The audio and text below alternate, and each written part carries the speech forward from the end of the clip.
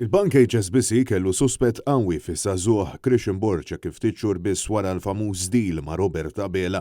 Il-bank kien bagħat ittra uffiċjali biex jistaqsi kif kellu s-saħħa li jixtri lukanda ta' 2 miljuni feta daqshekk żgħira.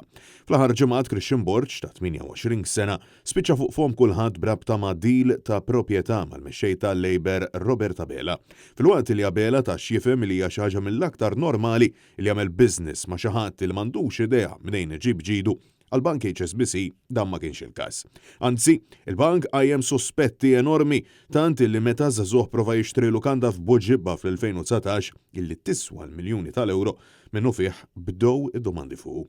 F'korrispondenza permezz ta' email preżentata fil-qorti tqal kif l-HSBC jridu jkunu jafu kif ġab dawk il-flejjes kollha u anġi mistoqsi biex jelabora kif għamel daqshekk flus feta żgħira kif ukoll kif irnexxielu jixtri mal-100 karozza f'sena waħda biss minn business tal-kiri tal-vetturi. Il-bank spjegalu li din l-informazzjoni kienet essenzjali għalihom sabiex jifhmu kif spiċċa f'din il-pożizzjoni feta daqshekk żgħira. Madankollu, meta Borch ta' l-ispjegazzjoni tiegħu jidher li ma kienx biżżejjed għall-bank kif l-offerta kienet ġiet rrifjutata. Mistoqsi mill-Journal Times of Malta u minn diversi ġurnalisti oħra Robert Abela l-ewwel kien ammetta li kellu x'jaqsam f'deal ma' Christian Borch iżda imbagħad irrifjuta jgħid fost oħrajn kemm għamel profit mid-deal sakemm inkixef mit-Times stess.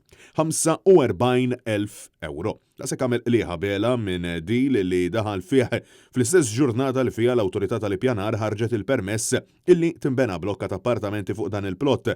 Fil-waqt illi Abela kien konsulent legali tal-Planning Authority.